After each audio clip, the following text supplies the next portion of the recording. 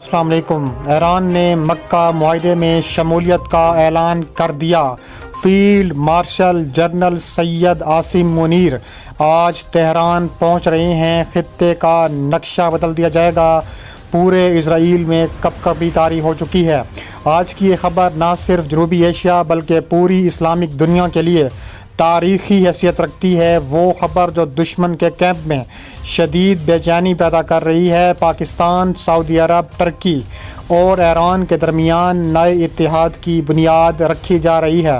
ناظرین گرامی، ایران کو مکہ جوائنٹ ڈیفنس ایگریمنٹ میں شمولیت کی باضابطہ طور پر دعوت دے دی گئی ہے۔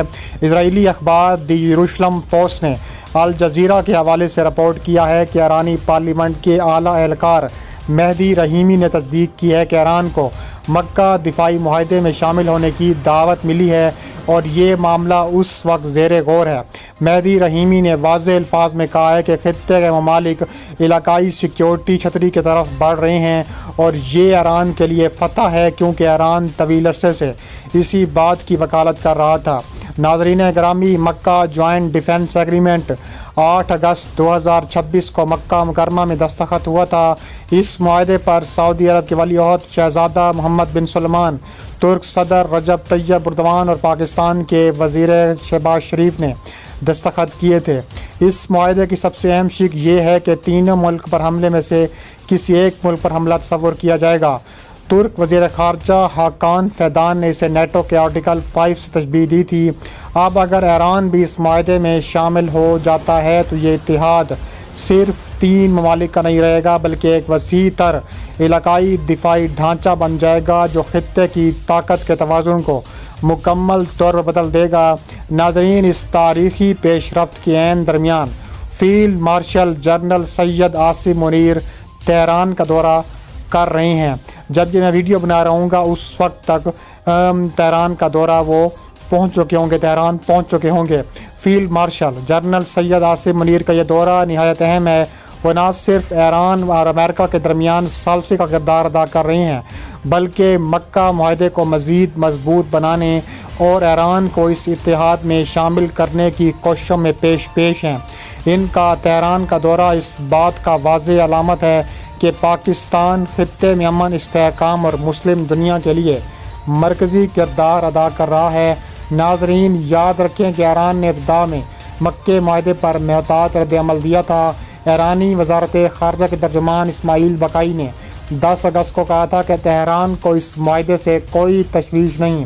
انہوں نے اس علاقائی ممالک کی طرف سے بیرونی طاقتوں پر انحصار کم کرنے کی طرف بڑھتے ہوئے قدم قرار دیا تھا۔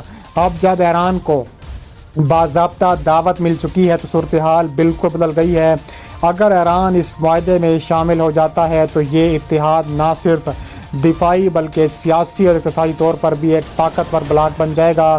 ناظرین گرامی، اس پیش رفت کے بہت گہرے اثرات ہوں گے۔ ایک طرف یہ اسلامک دنیا میں اتحاد کی ایک نئی مثال قائم کرے گا، دوسری طرف یہ ان قوتوں کے لیے پریشانی کا باعث بنے گا جو خطے میں تقسیم پیدا کرنا چاہتی ہیں۔ تیسری طرف یہ پاکستان کی سفارتی کامیابی کا واضح ثبوت ہے کہ field marshal general Syed Asim Munir کی قیادت میں پاکستان خطے کا ایک اہم ثالث بن چکا ہے۔ ناظرین، اب سوال یہ ہے کہ ایران اس دعوت کا حتمی جواب کب دے گا؟ کیا سعودی عرب، ترکی اور پاکستان ایران کو مکمل طور پر اس معاہدے میں شامل کرنے کے لیے تیار ہیں؟ اور سب سے اہم بات یہ ہے کہ اگر یہ اتحاد مکمل ہو گیا تو خطے کی دفاعی صورتحال کیسے تبدیل ہوگی؟ یہ وہ سوالات ہیں جن کے جوابات آنا بھی بہت ضروری ہو چکا ہے۔ لیکن ایک بات بالکل واضح ہے کہ پاکستان اس وقت خطے کی سیاست کا محور بن چکا ہے۔ Field marshal general Syed Asim Munir کا دورہ تہران اس بات کی تصدیق کرتا ہے کہ پاکستان صرف اپنے مفادات کا خیال نہیں رکھ رہا بلکہ پوری اسلامک امت کے مفاد میں کام کر رہا ہے۔ ناظرین، یہ وقت ہے کہ ہم اس تاریخی لمحے کو سمجھیں، اپنی قومی وحدت کو مزید مضبوط کریں اور field marshal general Syed Asim Munir اس وقت پاکستان کی دفاعی اور سفارتی پالیسی کا سب سے اہم چہرہ بن چکے ہیں۔ مکہ جوائنٹ ڈیفنس ایگریمنٹ اور ایران کے ساتھ حالیہ پیش رفت میں ان کا مرکزی کردار بہت اہم حیثیت رکھتا ہے۔ مکہ معاہدے میں جو اہم کردار ہے وہ پاکستان، سعودی عرب اور ترکی کے درمیان ہوا ہے اور اس معاہدے کی تیاری اور اپنی شکل دینے میں field marshal general Syed Asim Munir کا کلیدی کردار رہا ہے۔ انہوں نے سعودی ولی عہد محمد بن سلمان، ترک صدر رجب طیب اردوان کے ساتھ براہ راست رابطے برقرار رکھے اور معاہدے کو عملی شکل دینے میں اہم کردار ادا کیا۔ پاکستانی قیادت نے بار بار ان کی محنت کو سراہا ہے کہ انہوں نے اس معاہدے کو کامیاب بنانے میں اہم کردار ادا کیا ہے۔ فیلڈ مارشل عاصم منیر ایران اور امریکہ کے درمیان ثالثی کا کردار ادا کر رہے ہیں۔ ان کا تہران کا دورہ اس ثالثی عمل کا حصہ ہے جو ایرانی قیادت کے ساتھ بات چیت کر کے علاقائی امن اور استحکام کو فروغ دینے کی مزید کوششیں کی جا رہی ہیں۔ ایران کو مکہ معاہدے میں شامل کرنے کی دعوت کے تناظر میں ان کا دورہ بہت اہمیت رکھتا ہے۔ ان کا مقصد ایران کو یقین دہانی کرانا ہے کہ یہ معاہدہ کسی کے خلاف نہیں بلکہ علاقائی خود مختاری اور دفاع کے لیے ہے۔ ملٹی ڈومین وارفیئر اور دفاعی صلاحیتوں کی بات کی جائے تو ڈیفینس فورسز ایکٹ 2026 کے تحت انہیں chief of defence forces CDF بنایا گیا ہے اور اب تینوں مسلح افواج کا آپریشنل کمانڈ اینڈ کنٹرول ان کے ذمے ہے، اور کہا جا رہا ہے کہ فیلڈ مارشل عاصم منیر اس وقت بہت اہم کردار ادا کر رہے ہیں اور کہا جا رہا ہے کہ ان کا دورہ تہران بہت زیادہ اہمیت کا حامل ہے۔ اس کے علاوہ میں آپ کو ایک اہم خبر دیتا چلوں، جو بھارت نے پروپیگنڈا کر کے اپنے بالی ووڈ کی طرح ایک دستاویزی فلم جاری کی تھی، پاکستانی فوج نے اس کو مسترد کر دیا ہے۔ پاکستان کی فوج نے پیر کے روز ایک نئے بھارتی دستاویزاتی فلم کو حقیقت کے اعتبار سے غلط قرار دیتے ہوئے مسترد کر دیا، جو بھارت کے خلاف گزشتہ سال 4 روزہ تنازع اور اس کے آپریشن سندور پر مبنی ہے۔ پاکستان نے نئی دہلی پر الزام لگایا ہے وہ کئی اشروں میں پاکستان سے سنگین ترین تصادم کے نتائج دوبارہ لکھنے کی کوشش کر رہا ہے۔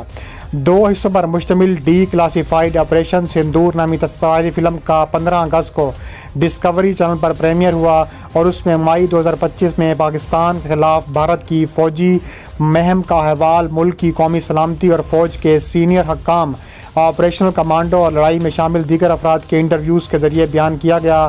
بقول بھارت اس نے پاکستان اور آزاد کشمیر میں دہشت گردی کے بنیادی ڈھانچے پر ضرب لگانے کے لیے 7 مئی کو آپریشن سندور یعنی آپریشن تندور کیا تھا، جس نے 22 اپریل کو بھارت کے زیر انتظام کشمیر کے علاقے پہلگام میں ہونے والے حملے کا جواب دیا تھا، اور فریقین کے اس 4 روزہ لڑائی میں لڑاکا طیارے، میزائل، ڈرون اور توپ خانہ شامل تھے۔ پاکستانی اپنی مجموعی فوجی کارروائی کو مارکہ حق کہتا ہے، جس میں 10 مئی کو بھارتی فوجی اہداف کے خلاف آپریشن بنیان المرصوص شامل تھا۔ فریقین نے امریکہ کی شدید سفارتی کوششوں کے بعد دشمنی روکنے پر اتفاق کیا، اور کہا جا رہا ہے پاکستانی فوج کے ISPR نے ایک بیان میں کہا ہے کہ بھارت نے حقیقت ظاہر نہیں کی، اس نے فوجی غلطی کو ایک کامیاب کوشش کے طور پر پیش کرنے کے لیے ایک پروپیگنڈا ویڈیو بنائی ہے۔ سب جانتے ہیں کہ اس میں بھارت کو عبرتناک شکست ہوئی تھی۔